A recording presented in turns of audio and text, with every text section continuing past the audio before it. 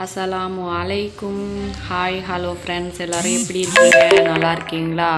இன்றைக்கி இந்த வீடியோவில் என்ன பார்க்க போகிறோம் அப்படின்னா, நாங்கள் 1.5 வருஷத்துக்கு அப்புறம் மாமா வீட்டுக்கு போகிறோம். பாட்டியம்மா இறந்து 40 ஃபாத்தியா முடிச்சுட்டு மாமா வீட்டு அவங்க ஃபேமிலி வந்திருந்தாங்க எங்கள் வீட்டுக்கு. அவங்க கூடவே அப்படியே நாங்களும் கிளம்பிட்டோம். ரிஃபானா அஃப்ரீனா 2 பேருமே ஸ்கூல் லீவ் விட்டு எங்கேயும் போகல. அதனால் மாமா வீட்டுக்கு போயிட்டு வந்துடலான்னு சொல்லிட்டு மாமா வீட்டுக்கு கிளம்பி போயிட்டுருக்கோம். ஓகே ஃப்ரெண்ட்ஸ், இந்த வீடியோவை தான் இன்றைக்கி உங்கள் கூட ஷேர் பண்ணிக்கலான்னு இருக்கிறேன். இன்ஷால்லா நம்ம சேனலுக்கு சப்ஸ்கிரைப் பண்ணுங்கள். சப்ஸ்கிரைப் பண்ணாமல் பார்க்குறவங்க இன்ஷால்லா சப்ஸ்கிரைப் பண்ணுங்கள். பக்கத்தில் இருக்கிற பெல் ஐக்கானை கிளிக் பண்ணி விடுங்க. அப்போ தான் நான் போடுற வீடியோ உங்களுக்கு சேரும். வாங்க இப்போ வீடியோக்குள்ளே போகலாம்.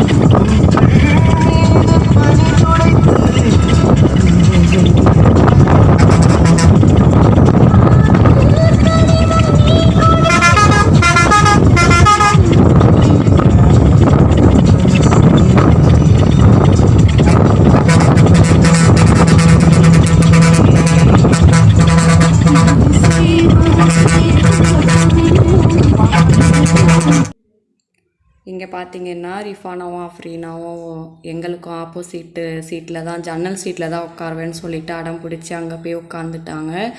யாருக்கெல்லாம் பஸ்ஸில் போகும்போது ஜன்னல் சீட்டில் உட்கார்றதுக்கு ஆசையாக இருக்கும் அப்படின்னு சொல்லிட்டு கமெண்ட் பண்ணுங்கள். இப்போ பார்த்தீங்கன்னா மாயாவரம் இறங்கி புது பஸ் ஸ்டாண்ட்லேருந்து பழைய பஸ் ஸ்டாண்டுக்கு போகிறதுக்காக இறங்கி போயிட்டுருக்கோம். வாங்க இப்போ மாமா வீட்டுக்கு போகலாம்.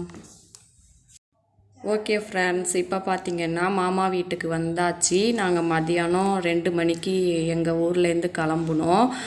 நாங்கள் வீட்டுக்கு சேர்ந்தது பார்த்திங்கன்னா சாயங்காலம் 6 மணிக்கு வீட்டுக்கு வந்தோம். செம்ம வெயிலில் இனிமேல் எங்கேயுமே போகக்கூடாதுராப்பான்னு சொல்லிட்டு அவ்வளோ ஒரு மனசுக்கு கஷ்டமாக இருந்துச்சு. ஆனால் பஸ்ஸில் வரும்போது செம்மையாக ஹாப்பியாக என்ஜாய் பண்ணணும். இப்போ பார்த்திங்கன்னா ஆச்சி வீட்டில் பறித்தோம் இல்லையா பப்பாளி காய். பறிக்கும்போது கொஞ்சம் செங்காயாக பச்சையாக தான் இருந்துச்சு. நாள் பறித்தோம், மறுநாள் மாமா வீட்டுக்கு வந்துட்டோம். பஸ்ஸில் வந்ததோ இல்லை வெயிலோட இதாக என்னன்னு தெரியல, அவ்வளோ சீக்கிரமாக செம்மையாக பழுத்துருச்சு. சரி கட் பண்ணி சாப்பிட்றலாம் அப்படின்னு சொல்லிட்டு மாமா வீட்டுக்கு டீலாம் குடிச்சிட்டு ஒரு 7 மணிக்கா பப்பாளி வீணாக போயிடும் அப்படின்னு சொல்லிட்டு மாமி அதை கட் பண்ணி சாப்பிட்றலாம்னு சொல்லிட்டு வாங்க இப்போ டேஸ்ட் எப்படி இருக்குன்னு சொல்லிட்டு சாப்பிட்டு பார்க்கலாம். நீங்களும் சாப்பிடுங்க ஃப்ரெண்ட்ஸ்.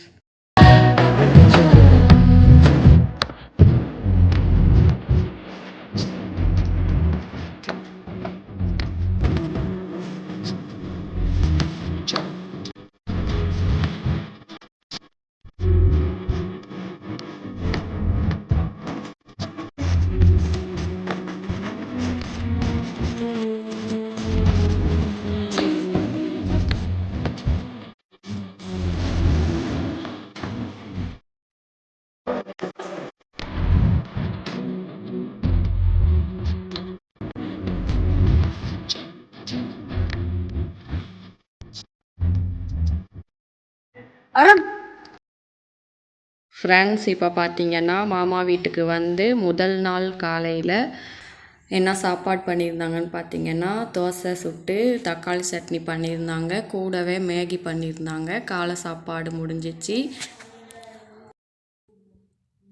காலையில் சாப்பாட்டு வேலை முடிச்சுட்டு கொஞ்சம் நேரம் ரெஸ்ட் எடுத்து 11 மணிக்கா ஒரு டீயை போட்டு குடிச்சிட்டு மதியானம் வேலையை ஸ்டார்ட் பண்ணியாச்சு. மதியானம் என்ன ஸ்பெஷல்னு பார்த்தீங்கன்னா மீன் கறியெல்லாம் தோற்று போயிடும். நம்மளுக்கு சாம்பார் தான் பெஸ்ட்டு.